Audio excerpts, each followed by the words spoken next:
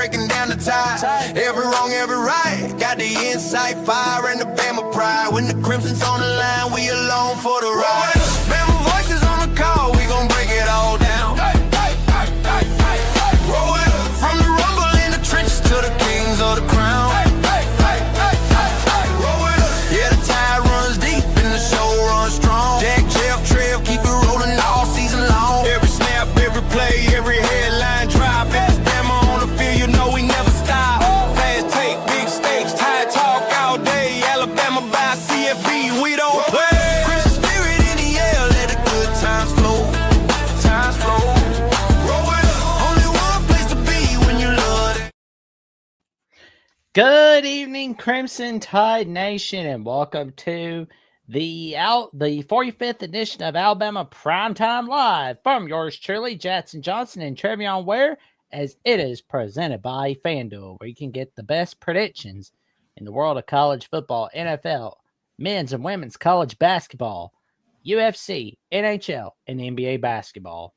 Let me tell you, it's always a fun ride as we'll be going over the odds. And, you know, tonight, the Alabama Crimson Tide is going up against the Mississippi State Bulldogs in college basketball. And we're looking at the odds, and they are a 4.5 favorite on this one. Alabama being a 4.5 favorite. First and foremost, hey, how you doing, everybody? Ladies and gentlemen, boys and girls, welcome to the tonight's edition of Alabama Tide Live. As I was saying, as we're looking at the basketball side of things, obviously Coach Nate Oates and those boys are coming off 2 consecutive losses. Lost a heartbreaker to Texas the other night. So, you know, they're definitely going to want to bounce back here. And it's going to be a good bounce back. So you definitely want to hop on FanDuel and, you know, play around with the over, the under, the player props, the spread, plus minus, stuff like that. But, yeah, definitely looking for a good night from our Alabama basketball team. Definitely thinking they're going to bounce back tonight. But yeah. Oh, yeah. They've got it all. They've got the spreads for each of the players, the first half, the second half, the quit bets, popular. You know, you've got the player points. How many players are going to be making 4+ 3-pointers? Ooh. Yeah, man, they got it all. So, like we said, you definitely want to tap in with FanDuel. Like I said, it definitely can change your gaming experience as just a viewer of the game. You can definitely get more in tune with the action. So you definitely want to check in with our partners at FanDuel if you can. And we definitely appreciate you guys for sure. Thank you guys for tuning in. Well, how you doing today, good buddy? It's been a wild ride throughout the portal so far. I mean, like for a moment, it was sad days, but then we're back to happy days, and we're getting more of those happy days apparently. Yeah, definitely getting some more of those happy days. Alabama was definitely able to add to their roster today in the transfer portal. Got some more defensive line help. Got a defensive lineman from the University of Washington, Kalen DeBoer's old stomping grounds. That young man's name is Caleb Smith. Wilson. Yeah, no, it was his name Caleb Smith. Oh, yeah, Caleb. Yeah, Caleb Smith. We're talking about a kid, Caleb Smith. He said he's 100% committed to the Crimson Tide. The kid was a in-state kid. He's from the city of Birmingham. Went to Parker High School in Birmingham as a 3-star recruit, and as a 3-star recruit in the 2025 recruiting class. Alabama didn't offer him out of high school. He ultimately went to the Huskies. He took a red shirt and didn't appear in any games. So he'll have 4 seasons of eligibility. You can get the post up for the people so they can see what I'm talking about. Yeah, talking about a kid, Caleb Wilson, Caleb Smith. We got another Caleb that Alabama is after. So that's why I'm kind of tongue tied with the names. But Caleb Smith, he definitely provides depth. Like I said, a kid that is from the state of Alabama that can help with the Alabama's defensive line losses after losing players like Kelby Collins, losing Jordan Renard recently here today in the transfer portal. But yeah, This kid here is 6'5.5", 275 pounds. He figures to slot right into Alabama's bandit rotation. Like I said, there's a lot of promise here for sure. You're getting a kid with 4 seasons of eligibility, and like I said, with him being an in-state kid, I'm pretty sure he's fired up to come home and represent the Crimson Tide. So I'm excited to see what Kane Warmack and Freddie Roach can get out of this kid for sure. But nonetheless, another pickup for the Crimson Tide today.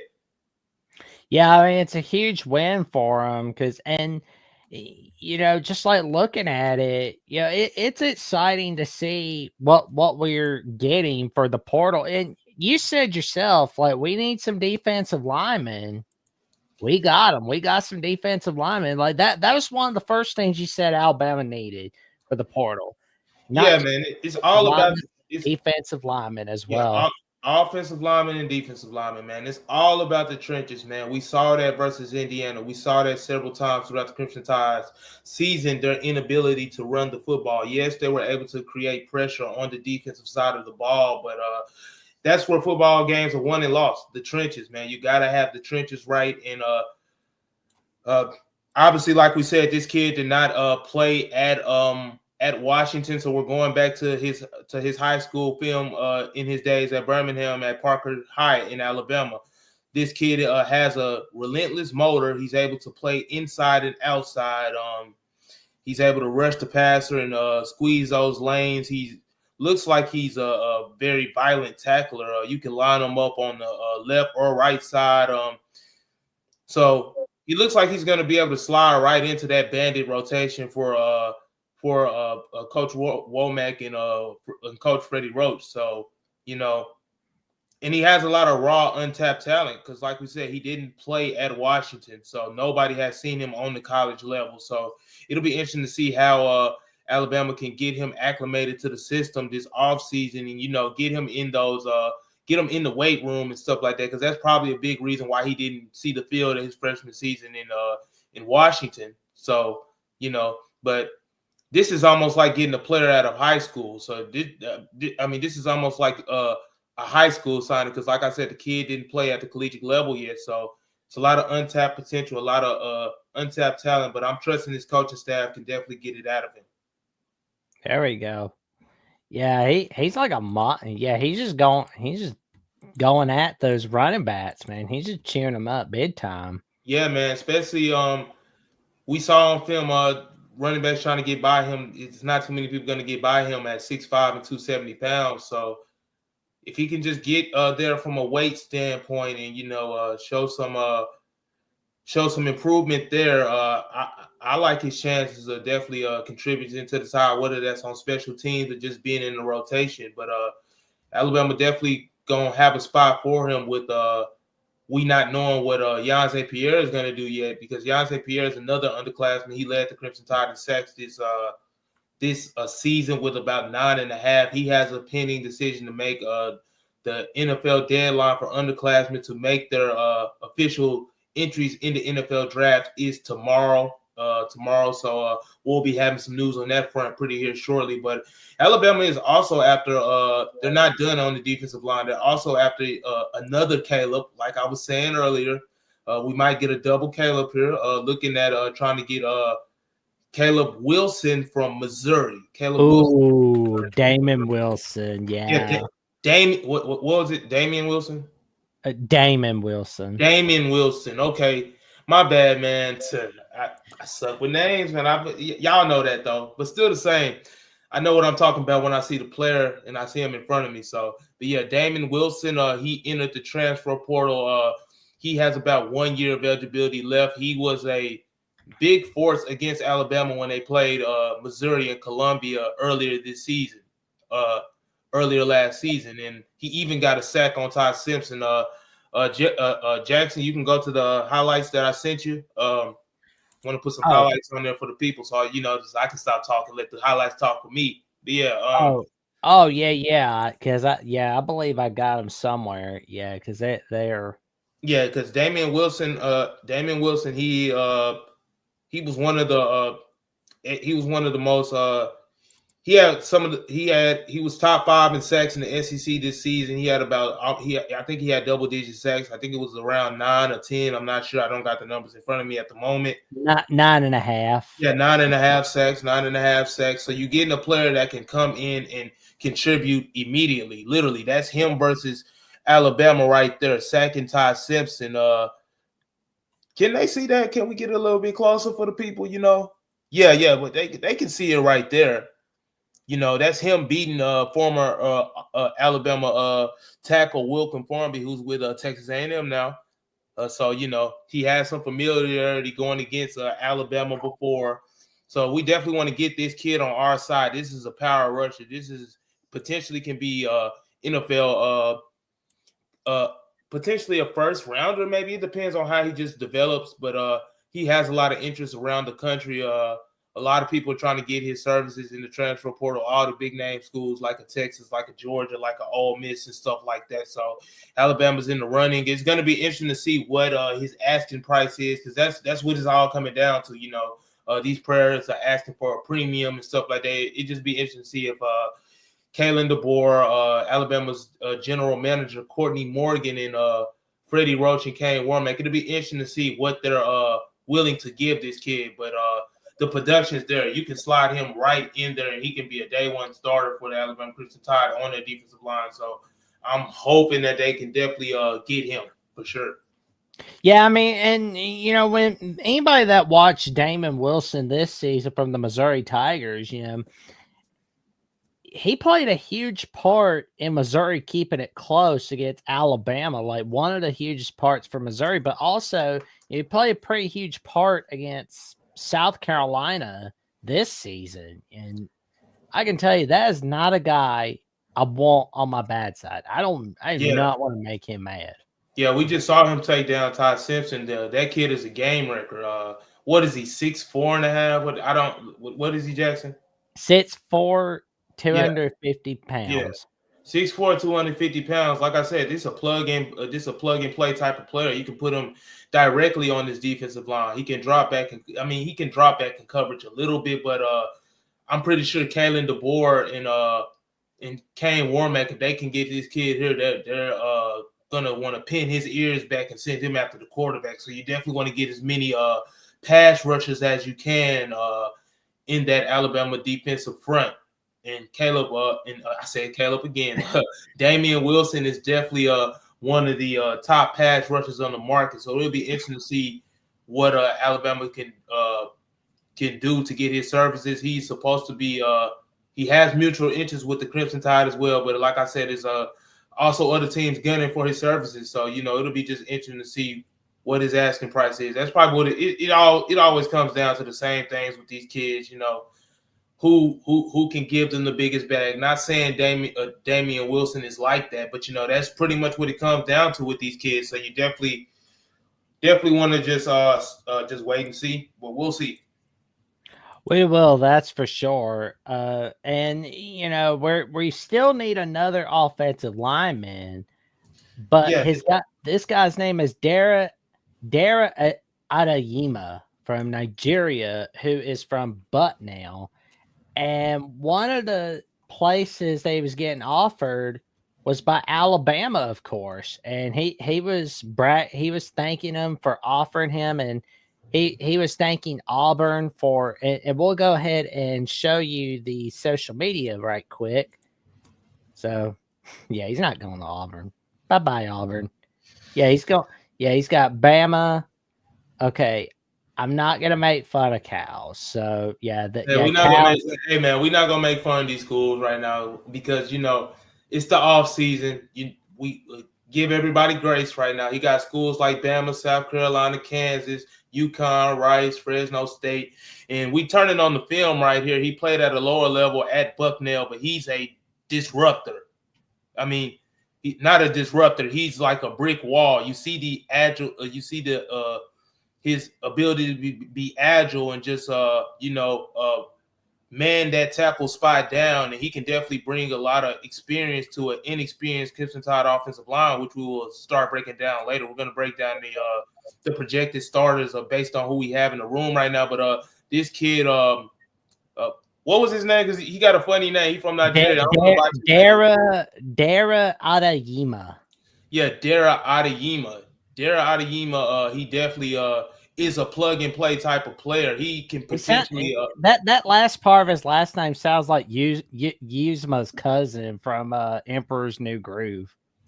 You always got to throw in the pop reference, but yeah, funny last name, but ain't nothing funny to his game, man. You see this kid right here.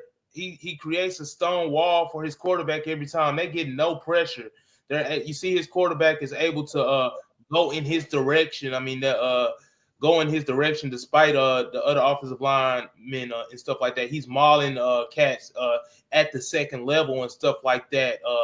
And I just like his agileness. What is he? His ability to just be agile, and he has fluid hips and stuff like that. What is he about? 6'5.5", 6'6", I believe. 6'6", 3. Oh yeah. So yeah, let's double check. 6'8". 6'8". See, I shaded the kid 2 inches, man. That's my bad. The kid is 6'8". So Alabama can definitely plug him up front in that offensive line room. Like I said, he has some experience. He's probably going to be more experienced than what we have at the position right now, because right now Alabama is only returning one starter on that offensive line, and that one starter is Michael Carroll. Michael Carroll did a good job last year, but at the same time, he only started 5 games, so got to see some more from him. But still the same. This kid at the lower level, he's hungry. He's hungry. He's mauling people. He block them, all that. So you definitely want to try to get a kid like that in the building. I can definitely see why these other Power 4 schools have woken up and noticed him, and definitely can see why he's getting all the notoriety he's getting. But hopefully, Kane Warman. Hopefully, Kalen DeBoer can get this kid in the building, because, like I said, we seen it all right there on film. Like, nobody getting by him. He shows proper footwork. He has great footwork, actually. Being 6'8", being that big, having great footwork, he can definitely be a protector of whoever the quarterback's going to be in Alabama's offense, whether that is Keelan Russell, whether that's Austin Mack. He creates a big wall for him. He's like the Great Wall of China with him. You ain't getting past him. So I'm excited to see what his recruitment process will be. I won't get my hopes up. I want to get my hopes up, but, I got my hopes up before this offseason. But he has a lot of interest, so he has a lot of suitors. So it'll be interesting to see what Kalen DeBoer can do to get him there. But that's a good player that Alabama is definitely targeting with the transfer portal window closing Friday. So we should be potentially getting some news on this kid soon. Oh, for sure, man. Like, there's no doubt about it. Like, we could definitely get him if we can. Like, that would be huge if we get him. Yeah, that's definitely a huge win. Alabama needs as much wins as they can get on that offensive line. Like I said, we're going to start breaking down the offensive line later, but we also got another offensive line prospect, and this is a more known offensive line prospect. I'm talking about Colorado's Jordan Seaton. Jordan Seaton entered the transfer portal last night. I know a lot about Jordan Seaton because I watched a lot of Colorado, not last season, but the season before, when Shedeur Sanders and Travis Hunter was there and Colorado was having their little success. But Jordan Seaton, he's the top offensive lineman left remaining in the transfer portal. This kid is about, what is he? What the measurables say on him? What is he, 6'6"? Oh, yeah. Yeah, 6'6", about 325 pounds. He's been a 2-year starter at Colorado. For as bad as Colorado football has been, he's been one of the top linemen in his conference. So 6'5", 295 pounds. Okay, so he's a slimmer type of guy, and that's kind of what Alabama needs.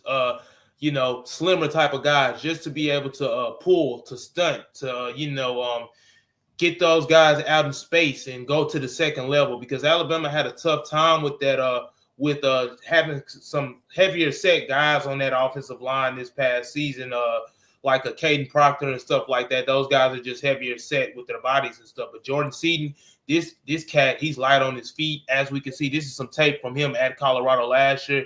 You see that dog in him right there. Look at that dog. Literally, he mauling them. That's another stone wall right there. Like, Not too much getting past Mr. Seaton. I wonder what he's saying in that pick. Man, ain't no telling what he's saying. It might be too colorful. It might be the language might be too colorful for our audience tonight. But as you can see, that's all the clips we got to show of him because we see that dog, we see that dominance in a kid like Jordan Seaton. So if Alabama can get him in, that'll be great. But obviously his asking price is going to be a lot because I'm already been seeing schools like the Texas Longhorns and the Oregon Ducks of the world try to go after Seaton and stuff like that. And it'll be interesting to see what he's asking from an NIL standpoint, what his asking price is. Obviously, Alabama has proven this offseason that they have a premium on what they want to pay players, and they're not going over that. So it'll be interesting to see what he's looking for. Is he looking for another place to just produce and put out some more film? Because this kid, I'm gonna tell you right now, if Alabama get this kid, he already gonna be he'll be one of the top players at his position next year in the country. Yeah. In the country, yeah. I'm telling you right now because like I said, I watched this kid in Colorado for the past 2 seasons. This for as bad as Colorado was, like I said, he was the one consistent up front for the Buffaloes. So if Alabama can get him, that'll be great. But like I said, don't want to get my hopes up because the line's long. Like I said, he's the number 1 offensive lineman left in the transfer portal right now. He kind of entered late, so it'll be interesting to see. They kind of got to work fast because we already on Tuesday. The transfer portal closing on Friday, so we'll see. But definitely want to see if we can get him in town for sure. Oh, no doubt about it. Like, no doubt. And, there is one other offensive line, and he is a transfer from Louisiana Monroe, and he's supposed to be meeting with Alabama on Thursday. Guy's name is Q McBroom. Q McBroom. We talking about Louisiana Monroe. For the fans that don't know, that's my alma mater. I came out of Louisiana Monroe in 2024 before coming to Alabama and jumping into the sports media world. But this was the number 1 JUCO prospect at his position coming out in 2024. He obviously didn't have a lot of success with the Warhawks. I put it plain and simple right there. But the kid has talent. Like I said, he wasn't rated number 1 for nothing. He has the prototypical size that Alabama is looking for at that position. What is he, 6'5.5", right? Mm-hmm. 6'5.5". So yeah, with Alabama just having not a lot of depth at that offensive line position, they might want to take a flyer on this kid for sure. We don't have a lot of footage of him. Sorry for that, but this is just another option that Alabama can go with in the transfer portal and last. Well, we have some JUCO footage. Okay, we can show the JUCO. Let's show the JUCO footage. Let's show why he became the number 1, one of the top JUCO offensive linemen in the country. As soon as that stupid T-Mobile commercial is out of there, get out of there, commercial. Yeah, we don't care about the fake makeup. Get out of there. We gotta show some highlights. Get out of there, T-Mobile. Lord. Here we go. And 5, 4, 3, 2, 1. Boom. There we go. We are back with a Q McBroom highlight reel right here on Alabama with the Voice of College Football while you were sitting waiting for the ad to end on Alabama with the Voice of College Football. Okay, Q McBroom right there. The size jumps out right there. You see him able to go in space and go to the second level. I'm already in love with him because the simple fact that he's showing that athletic ability to get to the second level, something we didn't see from Alabama's offensive line a lot last year. You see him pancaking dudes right there. He literally fell on the dude. He literally dominated his matchup right there. You see he's able to work inside. He's always looking for work right there. You see him, he taking that kid to the bus. Like I said, taking him to the bus, getting to that second level, really showing that aggression, showing that motor. That's something I definitely want to see out of my offensive lineman. And he has some positional versatility too. He can play tackle. You can move him inside at guard, and stuff like that. And like I said, he's an older cat. He's a junior, so he has some experience. And Alabama is lacking experience at their offensive line position right now. So Hugh McBroom might need to come make it do what it do in Tuscaloosa. I mean, I'm already kind of rooting for him because he already, like I said, former Warhawk and stuff like that. But yeah, this kid, this kid, it's not much that gets past him. Literally, right there, you can see him. Every time I've seen him on tape, he's been able to win his matchup. Like I said, he's always laying on people. He's always looking for extra work at the second level. Has a good base, has a quick first step. You saw that quick first step. That's what it's small stuff like that as I continue to learn football and stuff that makes me excited. I'm excited about his quick first step, just his ability just to continue just to look for extra work and buy his quarterback as much time as he needs. And with his size and stuff like that, he fits exactly what Alabama is looking for, like I said earlier. So definitely Alabama might need to take a flyer on this kid. I mean, I know Alabama blew the doors off of ULM this past season, 77-0, and he probably played in that game, but still the same. I mean, getting him in Tuscaloosa and getting him amongst those dogs that Alabama has on the defensive line, that's only going to bring out the better in the kid. So I definitely would take a flyer on him for sure. Oh yeah. Yeah, he's just like going at defensive linemen. Like you say, he's taking them to the bus. There you go. Taking them to the bus, man. He always bringing the pain, man. McBroom always bringing the pain. It's fitting that his name is Broom because he always sweeping up the competition. The defensive lineman can't get past him, man. This kid, like I said, just has great footwork. He's showing that he's very agile in his movements and stuff like that. And that's small stuff that I look for in the offensive lineman. And like I said, just his ability to play. He can play some guard. He can play some tackle. So why not? I would take a flyer on him for sure. I'm getting him. Mm-hmm. I want him and I need him. That's why I'm thinking if I'm Alabama. Yeah, for sure. Alabama definitely want to get as many offensive linemen as they can at the position because right now Alabama only has 12 offensive linemen. I mean, like I said, we're going to do the breakdown of the offensive linemen later, but last year they had about 18 offensive linemen, so that's 6 bodies short. I mean, from a depth standpoint, you definitely want to have him. So bringing him in couldn't hurt. I mean, I think he would challenge for a starting job potentially over time because with his experience and with what we're seeing on film, if they can get that out of him in Tuscaloosa, this could be a steal right here. So I'm definitely excited about this kid for sure. Oh, there we go. He's giving out a fake flash hand. And we got another one. Oh, Lord. He just pushed him like it was nothing. He's like, pew. Here we go. Boom. Just letting the magic work. He's watching his man again. Oh, yeah. He's like, okay, yeah, literally, he got the defensive lineman, trying to jump the snap because he's gonna need that extra second to beat him because he's not letting a lot of people get past him. So, I'm already seeing the traits right there. I like the violentness he plays with, and like I said, it's that quick first step. Look at he comes off the ball. For his size, you would think a human can't move that fast, but he looking kind of fast to me, so I'm excited. There we go. Boom. Wait, if Alabama can get all these offensive linemen, just get all of them, that could be huge for the portal. Because you really have to bulk on offensive linemen and defensive linemen.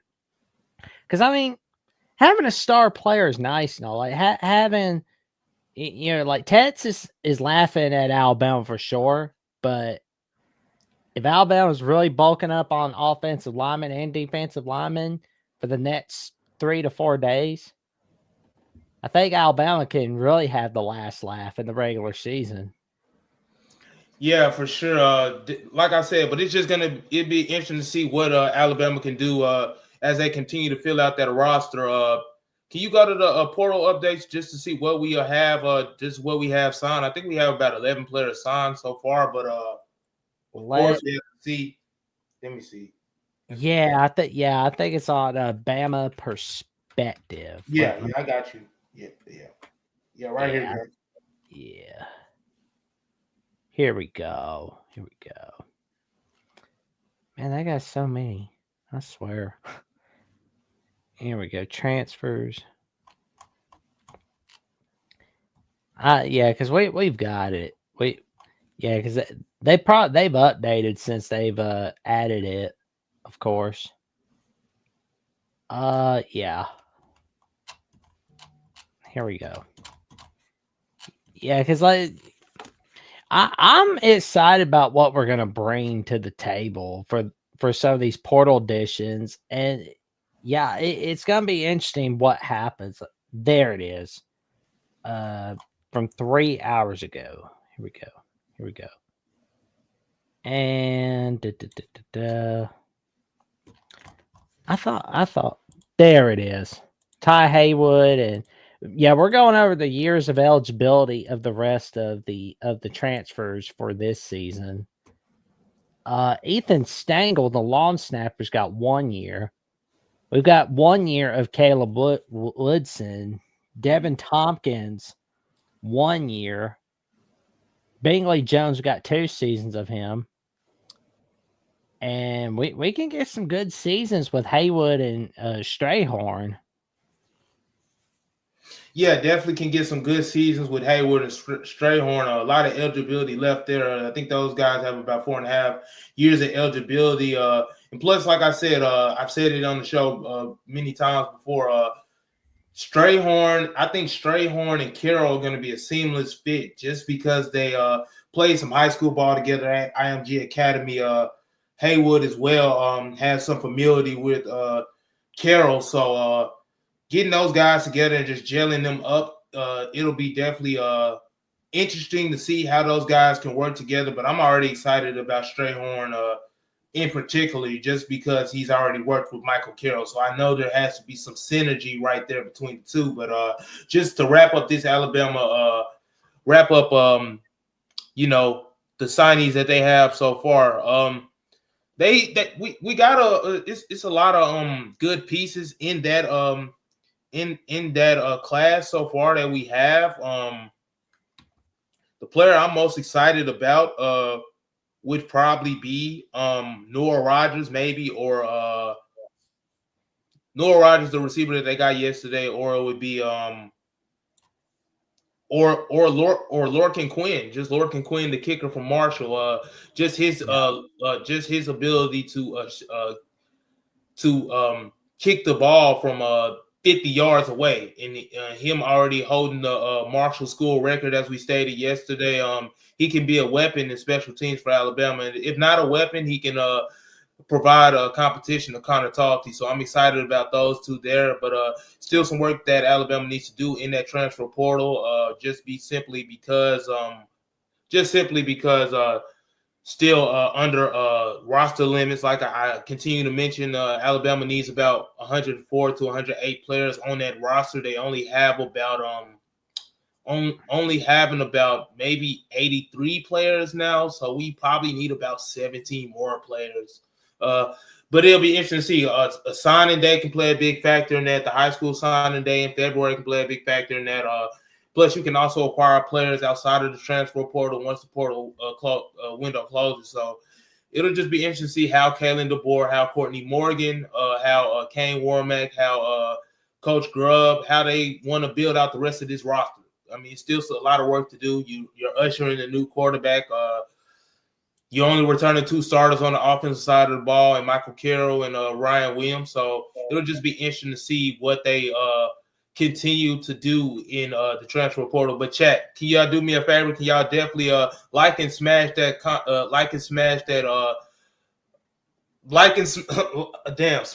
comment button. Smash that comment button for us. Give us a like. Give us a comment on what you think Alabama needs to do in the transfer portal before it closes Friday. List a player that you would like to see Alabama go after. We can look at him. We could discuss the possibility of bringing him in, and I can see what else they could potentially add. So that's just a way to get the fans engaged with what we have going on the channel. So you definitely want to like and comment and hit that subscribe button if you haven't already. It's how we make the show as great as what it is. So we definitely appreciate that. Click on that notification bell so you never miss another video clip whatsoever, all right here on Alabama at the Voice of College Football. Well, we've got a couple more topics to cover all right here on Primetime Live, but first, a message from Mark Rogers and friends. Roll the film. College football is even more exciting when you've got some action on the line, and the games are even better when you're cashing in. And the Voice of College Football is the place to be to get the greatest value. Start with my picks. 75% against the money line, 58% against the spread, and I've got a 40-plus year track record. 11-0 in the college football playoff for me last year against the money line, 8-3 against the spread. And I'm just the warm-up act. Steve Merrill of Wager Talk is our ace in the hole, show stopper. 7 years with the Voice of College Football, over 30 years in the industry. Steve gives us analysis on all the big games, but you can't miss Steve's weekly under-the-radar pick.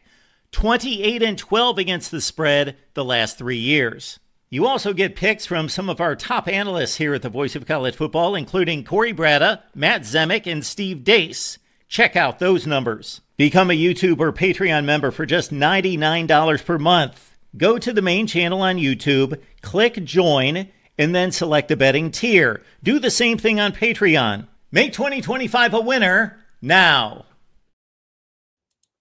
There you go, and that's why you tune in to what Mark Rogers has to say, what Steve Dace from the Michigan Podcast has to say, Matt Zemek, and of course, Corey Bratta. And for those under the radar picks of the week, you go to Steve Merrill from Wager Talk, all right here on BOCFB Bets. Alrighty, it is official. As we heard the news from Nick Kelly that Ty Simpson is signing the paperwork for the 2026 draft. And it was so funny. We heard all these offers. You know, we were talking about yesterday where Miami was wanting to pay him $6.5 million. Like, yeah, then them brothers at Tennessee, that Tennessee fan base that continues to stay in my mentions, but I ain't gonna talk about them right now. Tennessee wanted to get a piece of the pie with Ty Simpson too, but Ty Simpson is loyal as he is. We definitely appreciate this kid.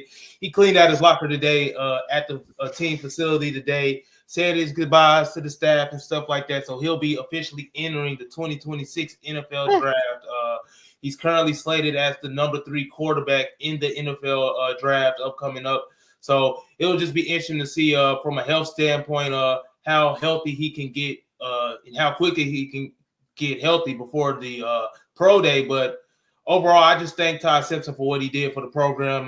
We talking about a kid that, like I said, he was Alabama through and through. Even though he was from Tennessee, he continued to just stick things out in Tuscaloosa, and he finally got a shot this year. Unfortunately, I'm upset it didn't go the way it ended the way it did, but just definitely want to thank Ty Simpson for his time here in Tuscaloosa for sure.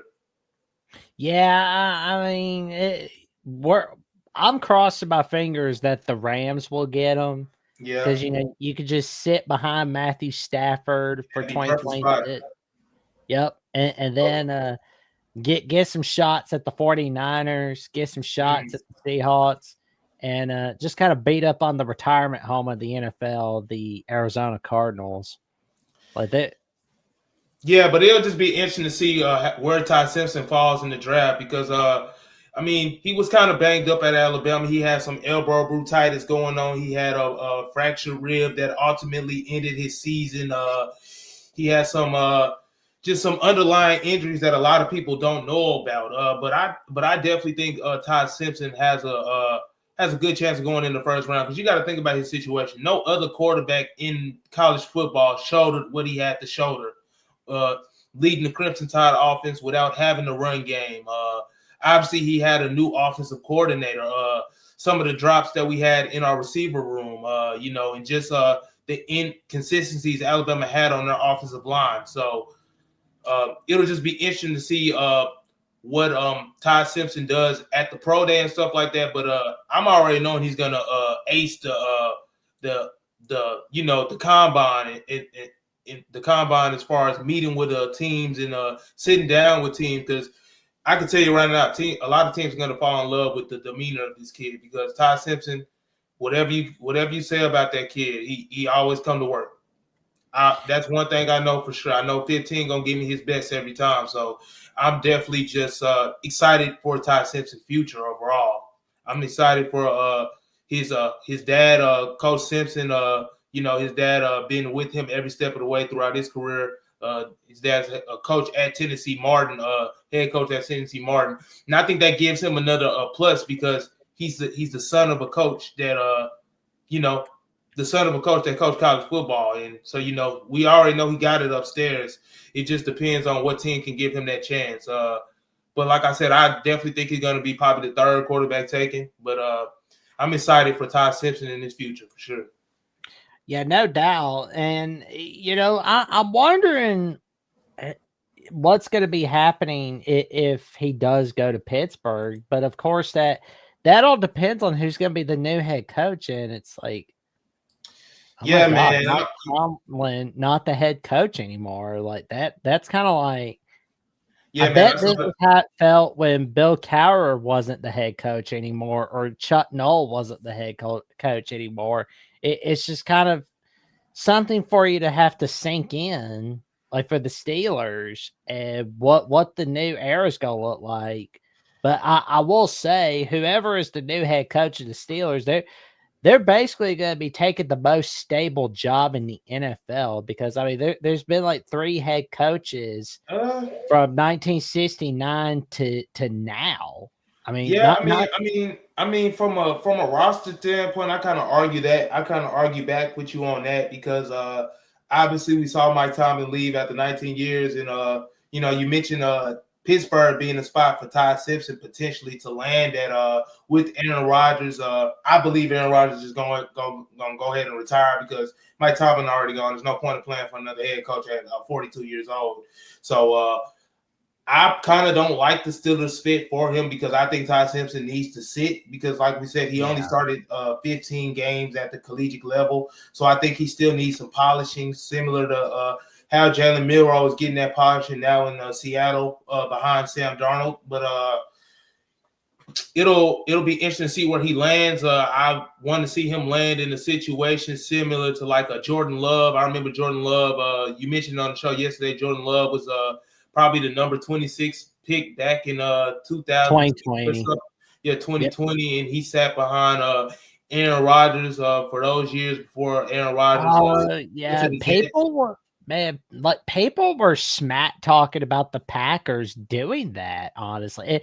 It is so funny, though. Like, people were smack talking about Jalen Hurts, being drafted in the 2020 draft for the Eagles. But, long term, it worked out fine for the Eagles. And we know, like, how Jordan Love has worked out. It's worked out fine. Although, is Love ever getting a Super Bowl? Highly doubting that. But but just to swing it back to the Alabama side of things, I definitely think Ty Simpson needs to go sit behind a veteran quarterback, entrenched starter, and just use that period to learn, because Ty Simpson is still a raw prospect. I mean, we only saw 15 games of him.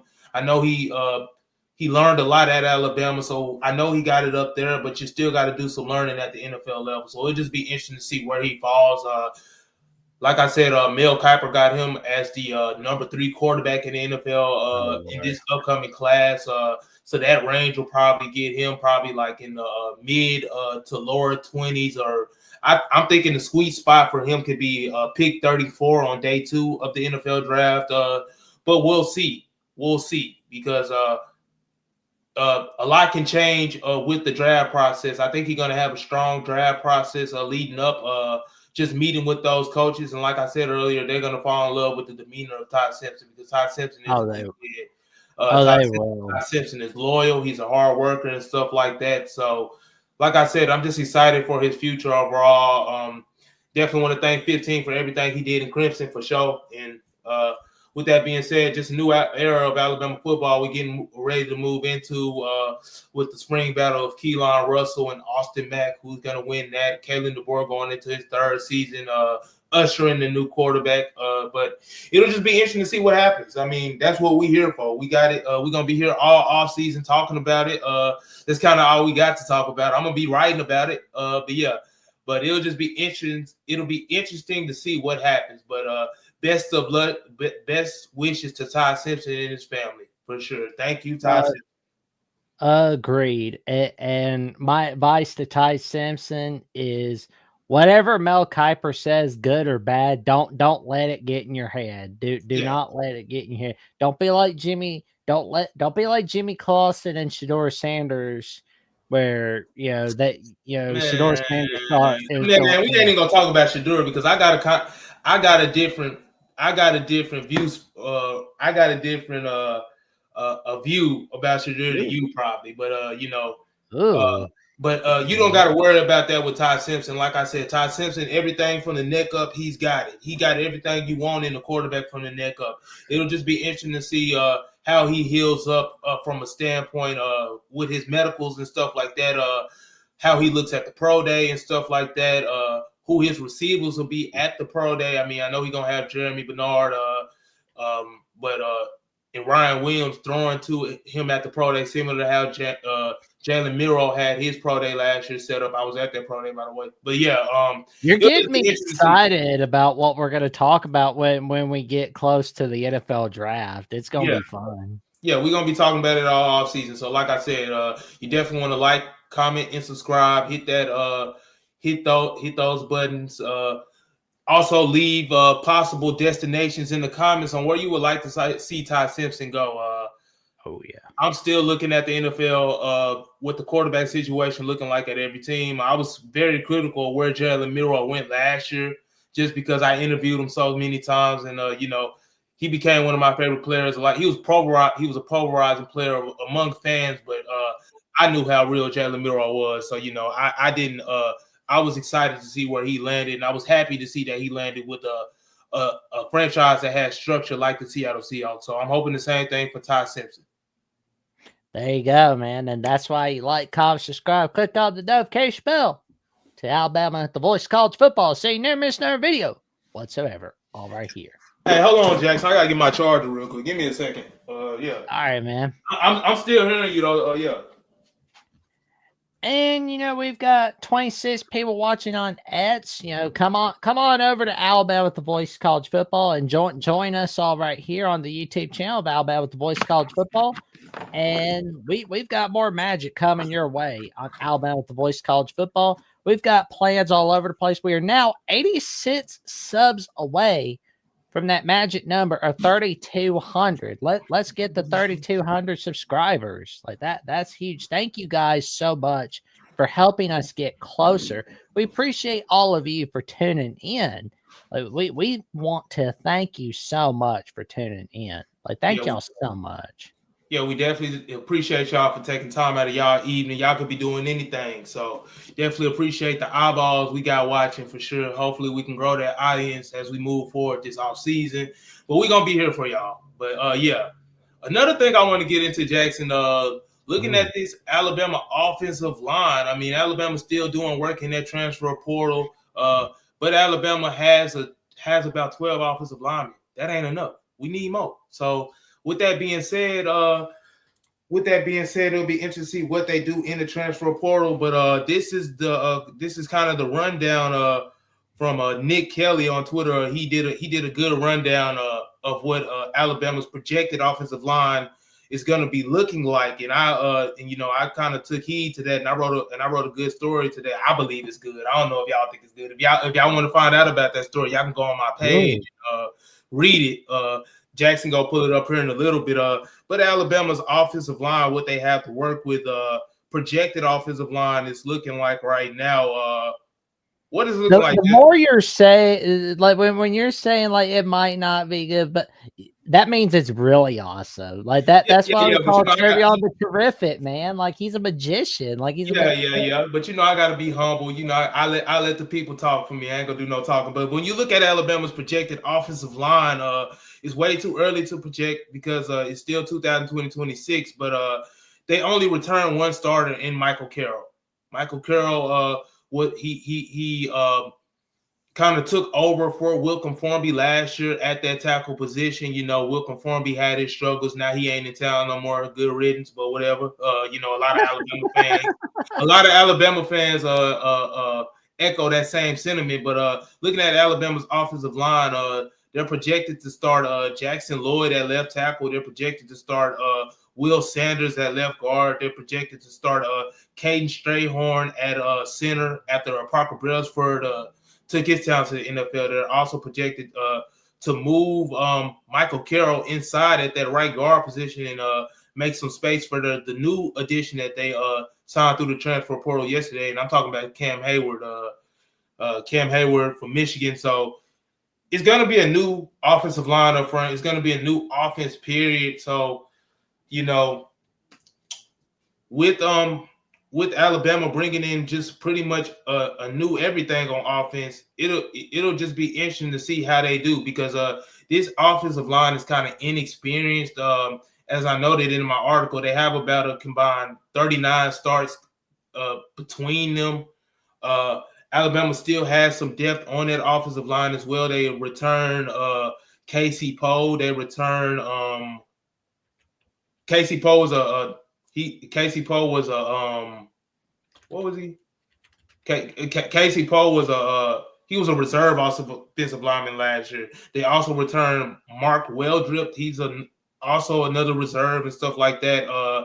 But when you look at the offensive linemen that they signed in their recruiting class as well, can you read it? Can you read it for me? Let me go ahead and I can't see it on my laptop right now for some reason. I don't know why my laptop giving me the runaround. Yeah, help me out real quick, man. I want them. Yeah, we don't care about St. John's and Creighton. We don't care about the Simp and Mordecai's. Hey, that's gonna be on there though because them ads help the Bama Hammer and stuff like that. All the websites got them ads on there, so that's what that is. So, yeah, but well, I do care about Creighton, but just not at the moment. But I will say I'm just ready for Bama to smack them around. I'm ready for Bama to bring March Magic. But Carroll, we've got Carroll, and there we go. We got Strayhorn, Haywood, Jackson Lloyd, Will Sanders. Oh my God, we got a lot of sophomores, as you stated. Yeah, like I said, man, it's just a lot of inexperience from that group. Like I said, they lost players like Gino Vandermark and Jaden Roberts. Those players ran out of eligibility. They're losing Caden Proctor. Everybody knows about the Krispy Kreme package he brought and stuff like that. He's projected to be a first-round draft pick and stuff like that. It'll just be interesting to see because as I stated in my article too, Michael Carroll, he's kind of taking his leadership role into his second season. And he said, I don't think he said he didn't expect to be one of the last offensive linemen standing. But that's the situation Alabama is in.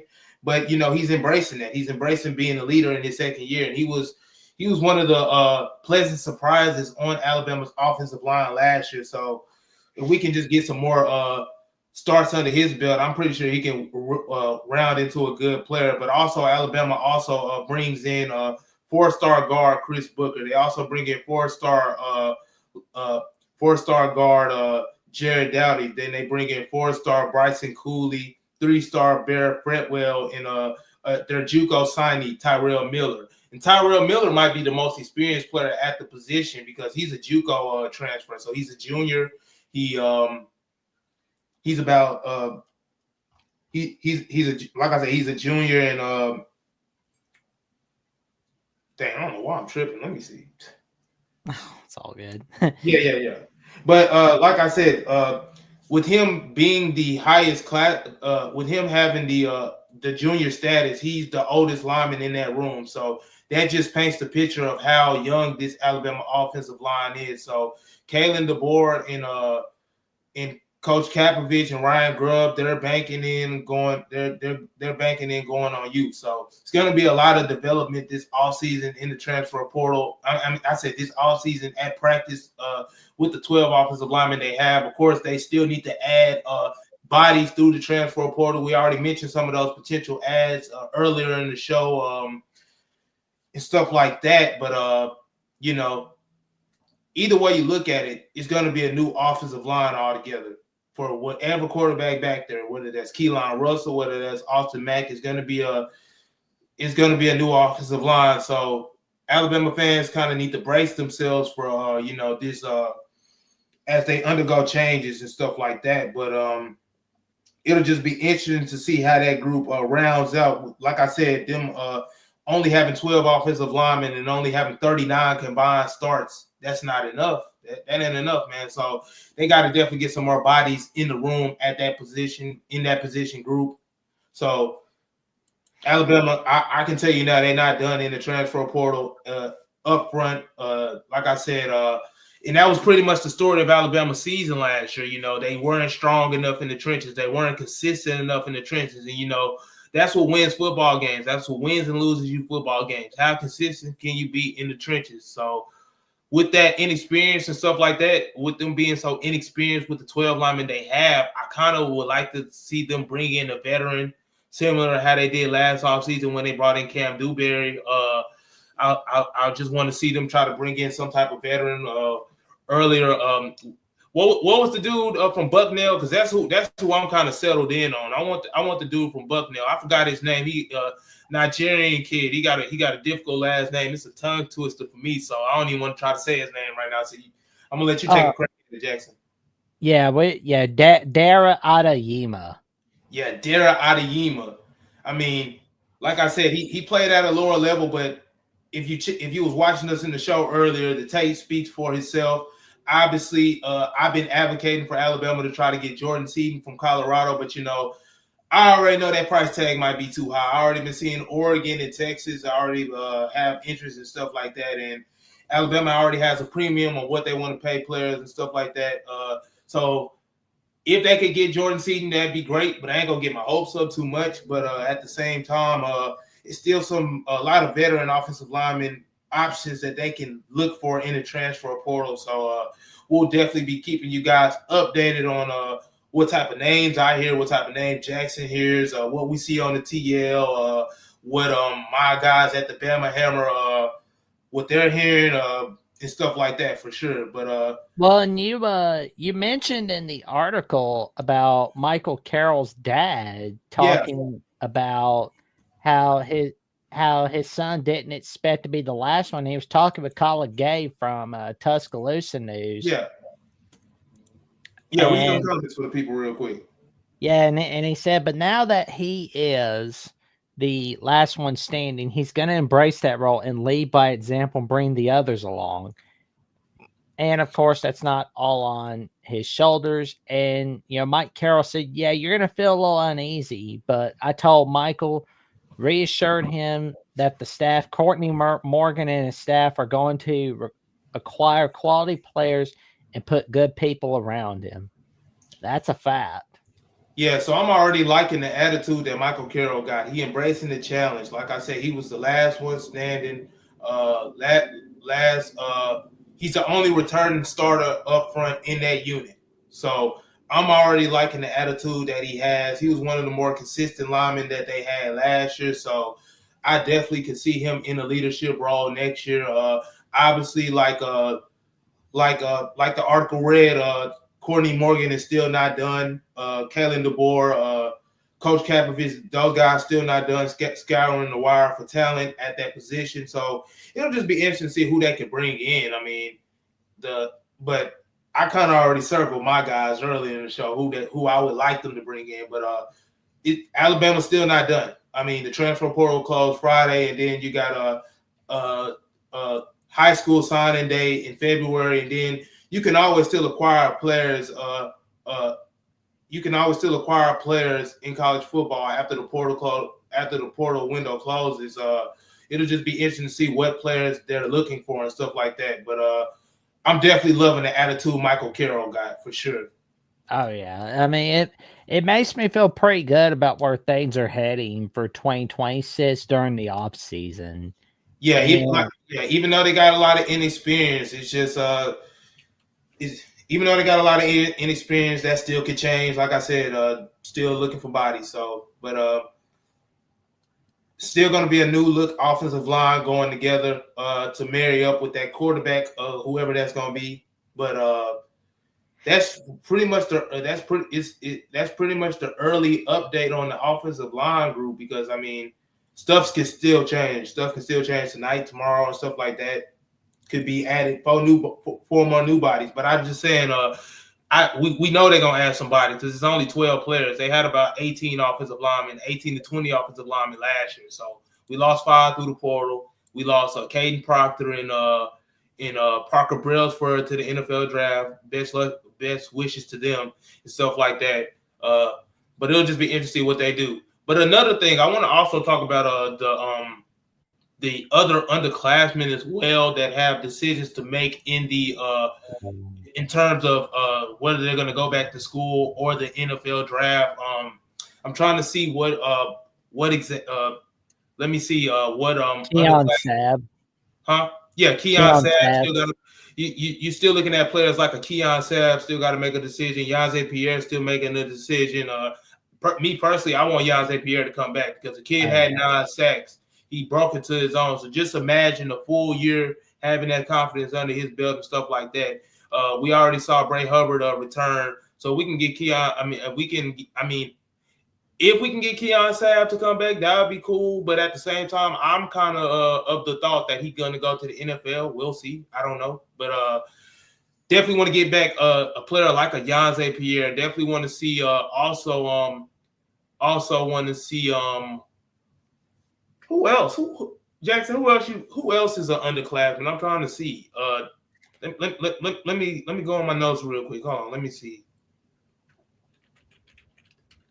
Well, I don't think we'll definitely have to worry, because I think those two guys are likely going to say, I believe they'll return for 2026. Man, if we can get if Alabama can get Keon Sabb back to go with Bray Hubbard and you pairing them up together again, hey, I'm telling you right now, that's going to be one of the best safety duos in college football, just because their familiarity with each other, being in Kane Warmack's system a third year.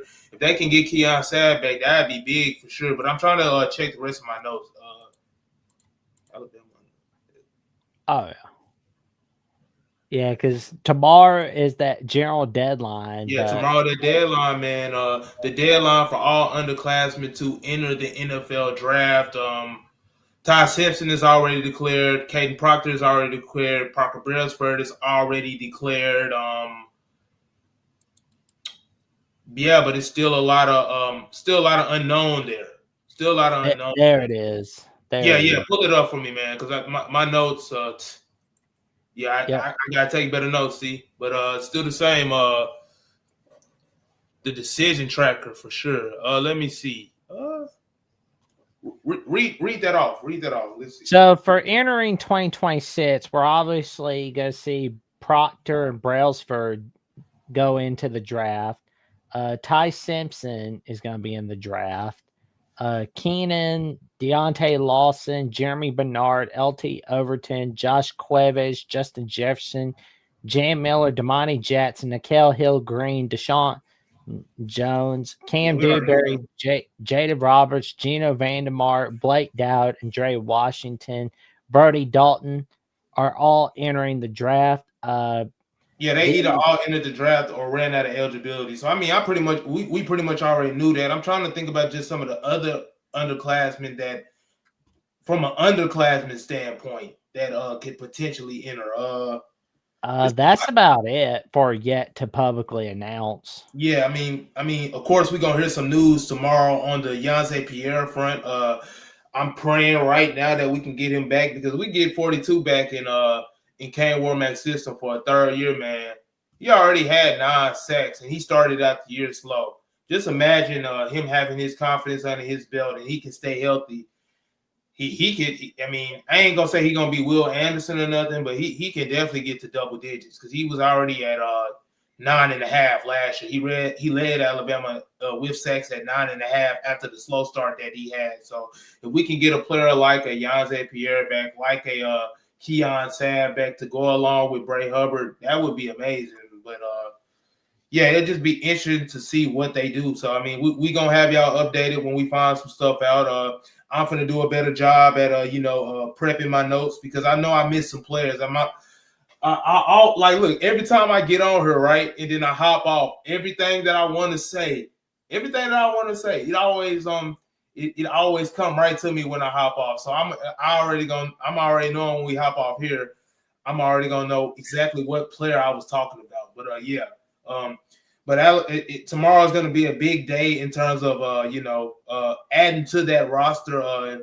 You definitely want to get as many players that you can have back immediately because Alabama has lost some players in the transfer portal. We saw them lose Jordan Renard today. He entered the transfer portal. We saw James Smith and who was that? James Smith and what's his name? I forgot his name. James Smith and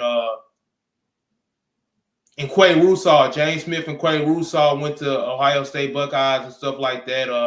So it'll just be interesting to see what type of players they can get back to return from last year's roster. I already know, like I said, the whole offense is going to be new. The only two returning starters is Ryan Williams and Michael Carroll. So that whole offense is going to be new. But defensively, it'll just be interesting to see what players who are underclassmen they can get back. But that's why you tune into the show. We'll have all those updates for you. We not scheduled to come on tomorrow, but we might have to hop on here just to do that. So if we have to do that, we'll be here for sure. Agreed. Yeah, we don't know what's happening yet, but when we do, we'll keep you updated all right here on Alabama Voice of College Football. Yes, sir. Well, Trevion, what have you got going on at Bama Hammer, good buddy? What I got going on at Bama Hammer, man, I'm always writing. I'm always thinking. I'm looking at my idea board right now in my room trying to think about what they can do to fill out the rest of this roster. I mean, and of course, if you want to check out what I'm doing on the Bama Hammer, the link's in my bio. I post stories every day. Whoever see them. Whoever don't. I'm always post. That's how I build my digital footprint up. But overall, I'm just going to be seeing how Alabama can fill out the rest of this roster, what potential players they can get throughout the transfer portal and stuff like that. But if you want to check me out, you can hop on my page on X at TWorld1K. If you want to read the stories that I write, or if you even just want to check out the network that I write for, Bama Hammer, it's powered by Fan Site, sisterhood state. A sister station of Sports Illustrated. So if you definitely want to tap in with me, I definitely appreciate it. Appreciate all the love. Appreciate all the engagement, all the traffic that y'all give me. So other than that, I'm really gonna just kick back, watch some NBA. Got some bets going on. Like I said, you definitely want to tap in with our partners at FanDuel and get in on some of this college basketball action with the Alabama Crimson Tide men's team. You also want to get in with the NBA going on. NFL playoffs just wrapped up and stuff like that. The national championship game coming on Monday between Miami and Indiana. So you definitely want to tap in with FanDuel if you can. And, because they're our partners and they help us fund the show. So we appreciate our partners at FanDuel for sure. So giving out a shout out to our partners at FanDuel. But yeah, what you got cooking up, Jackson? What you got going on, man? Well, I mean, I've got some upcoming Jackson episodes on Jackson Johnson 979. So I'll be getting ready for that. One with Alec Keyser. I'll be filming Thursday. And tomorrow I'll be filming with Alex Donna of Locked On Canes, Locked On ACC. Okay. Yeah, so I'm getting ready for that natty, man. I ain't gonna say who I got in the natty right now because I'm still trying to see how that matchup gonna play out. Obviously, we got Indiana who rolling like a well-oiled machine. They don't make a lot of mistakes. They got the star quarterback in Fernando Mendoza. But the Canes, they got that vicious defensive line. I mean, that defensive line is at least one of them two of the 3 games in this college football playoff. So that matchup will be definitely interesting to see on Monday. So I'm definitely going to be tuning in to what you guys have over there when y'all start breaking down those matchups for sure. Oh, for sure. And you can also check me out on SEC at the Voice of College Football.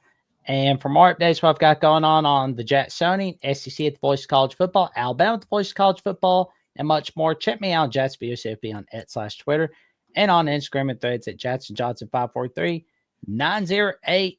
And with that being said, like, comment, subscribe, click on the notification bell so you never miss another video or episode whatsoever. And we'll be seeing y'all soon. And roll Roll Tide. Tide. Good night, everybody. Appreciate that.